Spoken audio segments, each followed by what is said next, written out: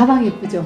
공지사항 참조하셔서 댓글 쓰시고 좋은 기회 놓치지 마세요.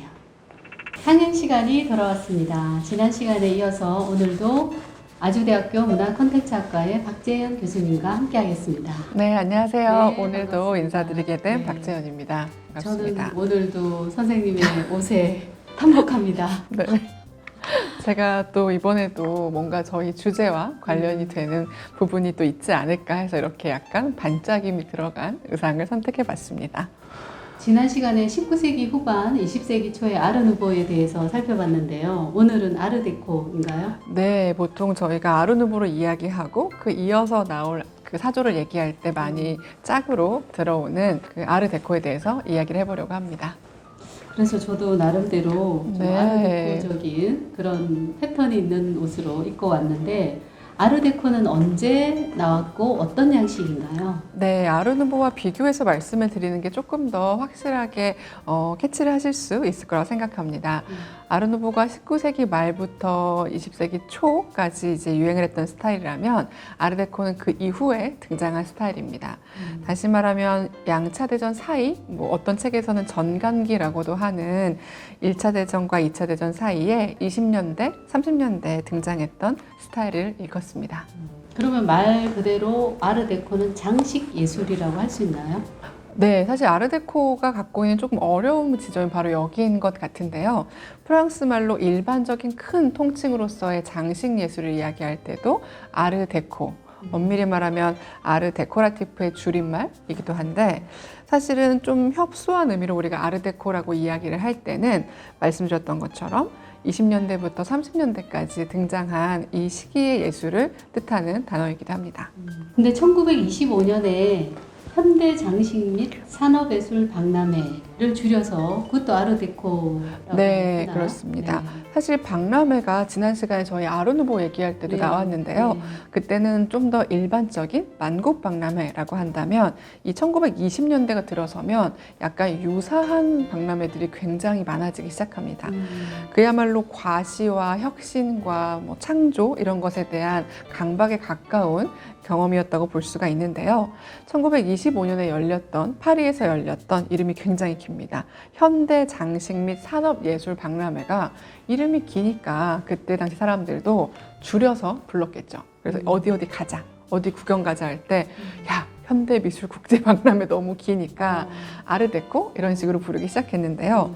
우연인 것처럼 1925년에 출품됐던 작품들이나 디자인들이 특정한 어떤 경향성을 보이게 되어서 그 당시 아르데코 박람회에 나왔기 때문에 아르데코 양식이라고 부르게 되었습니다. 근데 어떻게 이 느슨한 양식이 특정한 디자인 경향을 뜻하게 되었을까요?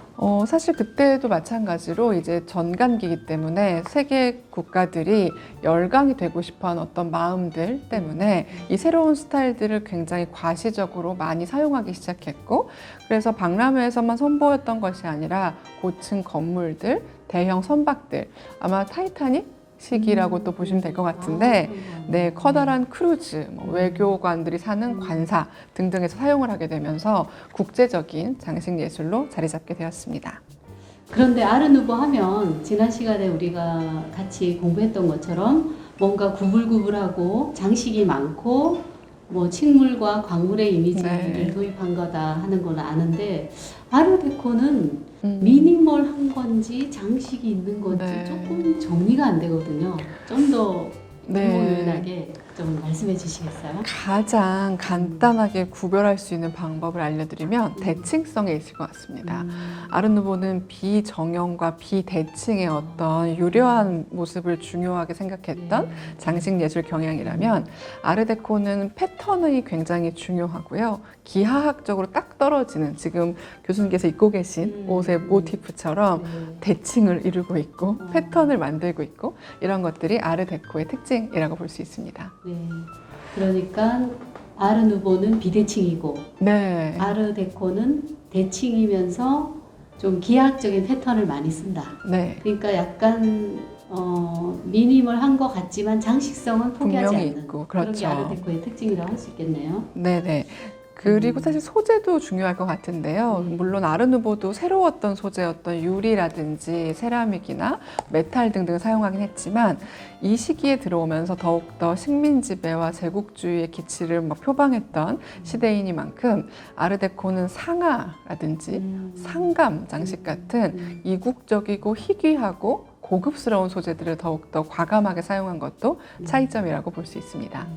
그러니까 아르누보도 회화뿐만 아니라 포스터, 뭐 광고, 건축, 가구 이렇게 다 나타났던 것처럼 네. 아르데코도 건축이나 가구 이런 부분에서 다 나타났었나요? 네, 그래서 보시는 것처럼 굉장히 그 고급스러운 가구에도 굉장히 많이 쓰이기도 하고요. 뭐 패션에서도 영향을 많이 주기도 했고. 하지만 뭐니 해도 아르데코의 어떤 정신성을 가장 잘 보여주는 분야를 꼽으라면 저는 도심에 있는 마천루 건축 분야를 꼽을 것 같습니다. 마천루 하면 뉴욕이 떠오르는데. 네, 사실 부끄럽지만 제가 뉴욕을 아직 안 가봤기 아, 때문에 그래요? 저한테 물어봐 주시겠어요? 네, 그래서 제가 이곳은 네, 뉴요커 명예 뉴요커이신 저는 정 뉴욕을 교수님께 두번 여쭙습니다. 다녀왔습니다. 최근에도 다녀오셨잖아요. 네네네. 어떤 빌딩이 가장 눈에 들어오셨던가요? 그렇게 또 물어보니까 생각이 잘 안 나는데 뭐 원래 이런 건 안 네. 가본 사람이 더 잘 알지 않습니까? 네, 네, 많이 뉴욕을 대표하는 크라이슬러 빌딩이라든지 네, 네. 엠파이어 스테이트 빌딩 같은 것들이 다 이 시기에 지어진 아르데코 건물들입니다. 그러면 100년 정도 된 됐죠. 거네요. 네.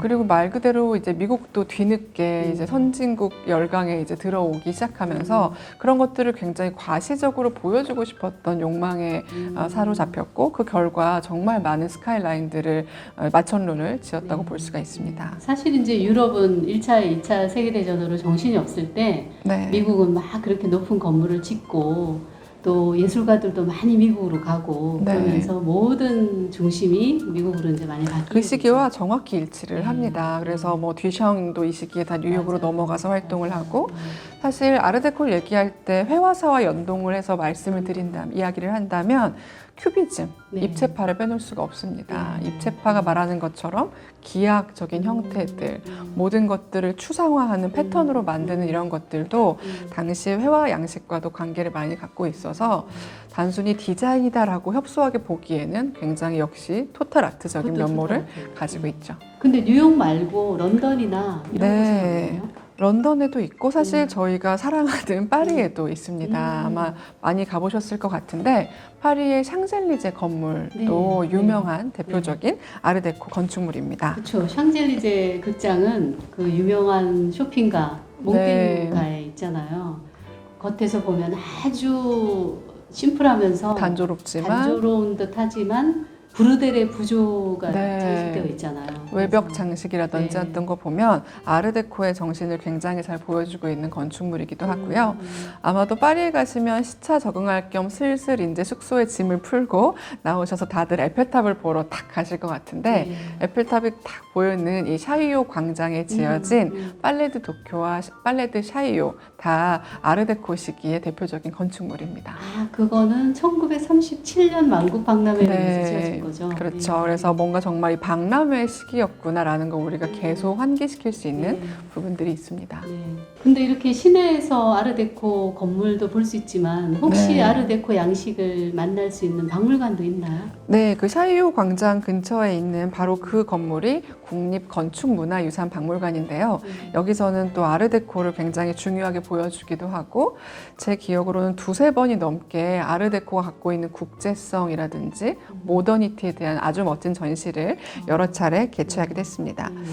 다소 생소하시겠지만 파리 서쪽에 바로 이어지는 근교 도시인 블로뉴 비앙쿠르라는 도시에도 이 시기의 미학을 전문적으로 다루는 1930년대 박물관이 있어서 이 시기가 과연 정말 모두가 진보를 향해서 목을 메고 달려갔지만 그 후폭풍이라고 할 수 있는 2차 세계대전으로 가는 그 복잡다단한 시대정신으로서 아르데코를 만날 수가 있습니다.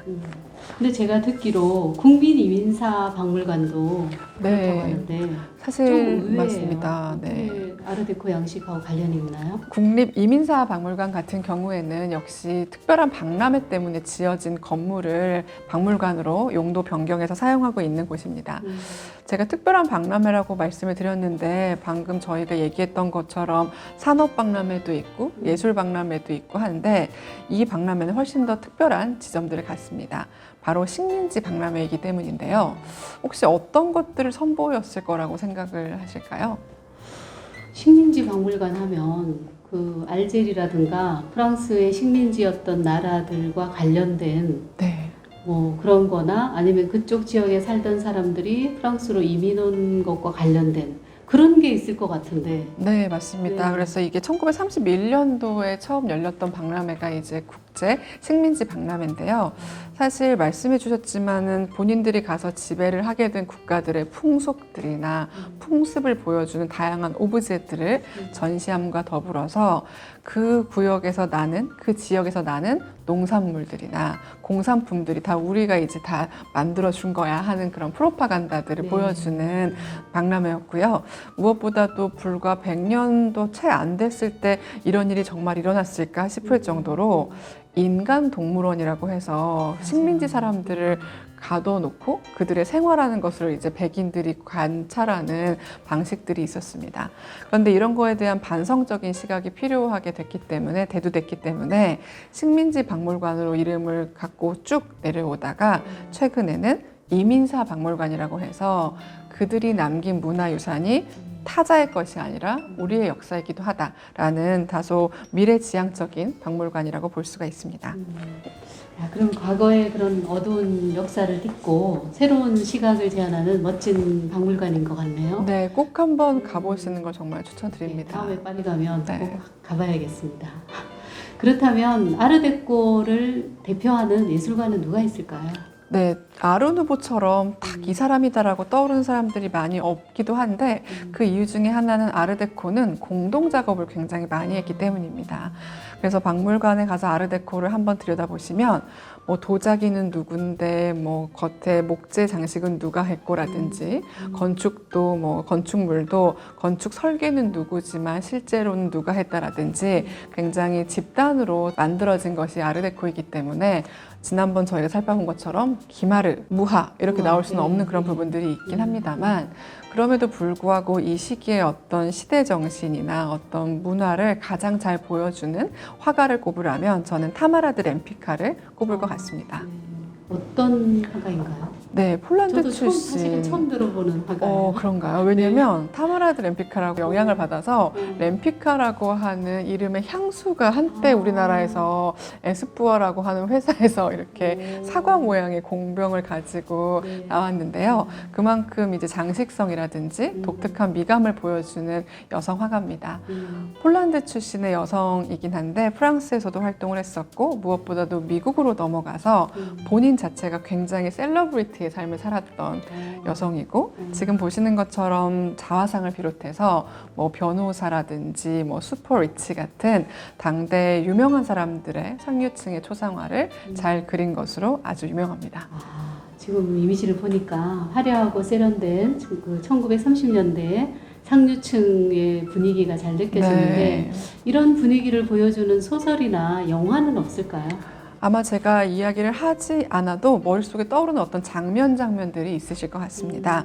아마 이 시기를 가장 잘 다룬 문학 작품으로는 역시 스콧 피츠제럴드의 위대한 개츠비를 들 수가 있을 것 같습니다. 우리 영화로도 만들어지기도 하고 여러 번 또 만들어져서 소위 말하는 글래머함, 글래머러스함, 세련되고 과시적인 그러한 욕망이 가장 잘 투영된 작품들 중에 하나라고 볼 수가 있습니다. 그리고 프랑스의 무성 영화 시대를 보여줬던 아티스트는 어떤가요? 네, 그것도 역시 굉장히 고증을 잘 해가지고 20년대 말 30년대 초로 넘어가는 이 영화 산업을 보여주고 있긴 하지만 당시의 무대 장식이라든지 배우들이 입고 나오는 의상 등등을 통해서 아르데코의 면모들을 또 물씬 느낄 수 있는 작품이기도 합니다. 그 1927년에 개봉된 프리츠 랑의 메트로폴리스라는 네. 영화 있잖아요. 그 영화는 어때요? 네, 사실 흔히 우리가 그 영화를 얘기할 때는 뭔가 디스토피아라든지 뭐 미래적인 어떤 감각을 보여주는 영화라고 우리가 알려져 있긴 하지만 거기에 등장하는 기하학적인 모티프들이라든지 뭐 건축적인 요소를 보면 아르데코의 어떤 미학이 굉장히 여러 분야에 영향을 끼쳤구나 하는 것들을 아마 살펴보실 수 있을 겁니다.